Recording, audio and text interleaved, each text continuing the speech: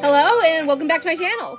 Today I'm going to be answering your questions. A few months ago I did a similar video where I asked people on Instagram to submit their questions, and I'm going to be doing that again today. Let's go! My iPad uninstalled Instagram. I hope I can still get into my account. Okay. I don't remember my password. Okay, hold on. This is going to take a moment.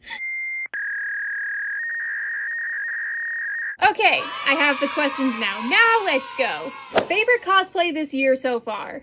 That's gotta be Feywild Astarion. Last year at ColossalCon Prime, my friends and I were like, ooh, we should really think of a Baldur's Gate group cosplay. Like, how can we combine Baldur's Gate and, like, bathing suits? And I was like, wait. What if we called ourselves Feywatch and we were lifeguards? Like, you know, like Faerun combined with Baywatch? And it turned into this absolutely delightful group, and honestly, like, looking at these cosplay pictures, this is the best I felt about my body image in a hot minute. And I love cosplaying Astarion, I love Baldur's Gate. The fandom in person has always been so sweet and so chill. That has definitely been my favorite cosplay this year. Favorite type/style of pickles? That's a really good question.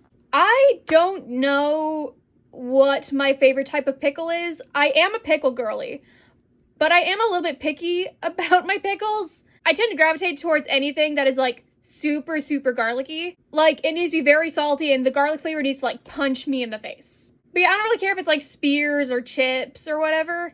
It just has to be very garlicky. Otherwise, I do not see a point. Although there's a restaurant at Kalahari that I would eat at every time I go to ColossalCon, and they had this pickle that they would serve on their hamburgers that was, like, a combination of sweet and heat. And that wasn't very garlicky, but it started, like, very sweet, and then, like, it would get really spicy. I don't know what pickle that was, but I like that pickle, too. I should have asked them when I was at ColossalCon what type of pickle that was. If you owned a pirate ship, what would you name it? I have been thinking about that answer for years, and honestly, I still don't have one. I'm going to think of one because, one, I would love to, like, turn my pirate music into a show, so I would want the name of the pirate ship to be a feature in that. But also, I have ideas for a pirate-centric D&D campaign, and I would love for that ship to be the name of the ship that, like, one of the NPCs owns. My pirate band for the one show we did was called The Siren's Vengeance, but I do think that's taken. But yeah, I have been genuinely thinking about that for like 6 years now. I don't know what I'd call my ship. The best I can do is that my pirate persona has a name, and her name is Cordelia Lachlan. Captain Cordelia Lachlan. And she's cool. What questions are you tired of getting asked? Anything along the lines of what happened to your legs? Or anything along the lines of do you have a boyfriend? Or any really invasive questions about my chronic illness? I guess to sum it up, just any question about my personal life. There's a reason I don't talk about some parts of my personal life on the internet. They're personal. Like, I'm more than happy to answer questions about my disability and chronic illness if it's under a post where I'm talking about it and if it's asked respectfully. But, like, out of context or if we're total strangers, I don't love it. Who would win, one Donkey Kong or 100 Marios? That depends. Does the one Donkey Kong have sensory overload? Because if so, then that one Donkey Kong is losing that fight. Imagine, like, trying to think of your battle plan, but then all around you all hear is wahoo! I think he would lose his mind. How long does it take to sew the frogs? So that all depends on the frog that I'm sewing.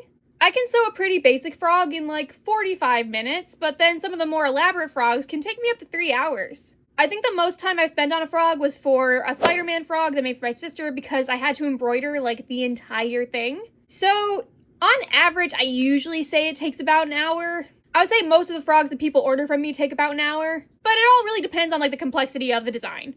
Did your talents come relatively naturally, or did you have to work harder than most? This answer is a little bit more complicated, and it might sound a little pretentious, so just know that's not my intention. I was born with perfect pitch, and my sister and I would sing together all the time, so we sort of like learned how to harmonize from watching Disney movies.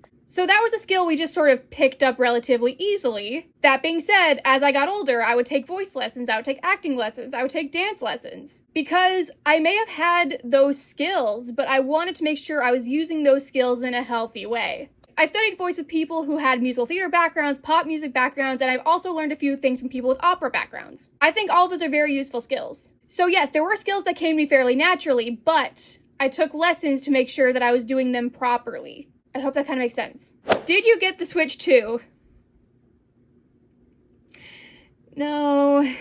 I just can't currently justify the price of the console and the games. I do want one though. I'm a big Tomodachi Life girly. I want to play the new Tomodachi Life when it comes out.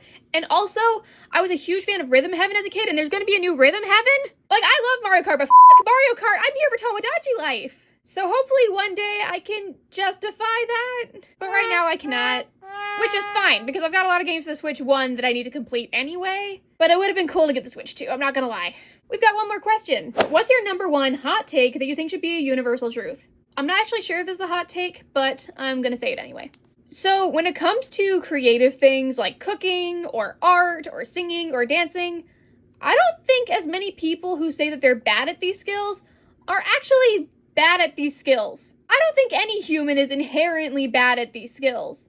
I just think that maybe they haven't studied them enough. Like, no one's born knowing these skills. We are taught these skills. Like, for example, I wouldn't say that I'm an excellent cook, but I am a good cook because I spent many years helping my mom in the kitchen, and I also spent many years watching Food Network, and there are also so many cooking videos on Instagram. The resources are endless. And going back to one of the previous questions, I wasn't born knowing how to sing. I picked it up from Disney movies and then studied with professionals. And this part isn't a hot take, this just is a universal truth. We need to stop giving up on things just because we're bad at them. If you're bad at them and having a bad time, yeah, not worth it. But also, if you're good at something and having a bad time, not worth it.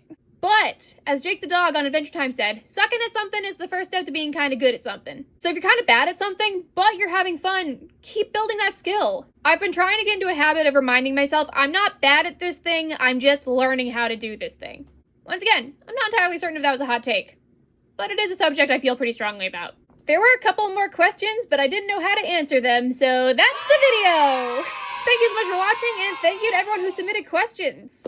I will definitely do this again sometime because this style of video is very fun for me to make. If you liked this video, please remember to like and subscribe so you can see more of my shenanigans, and I'll see you all in the next video. Bye!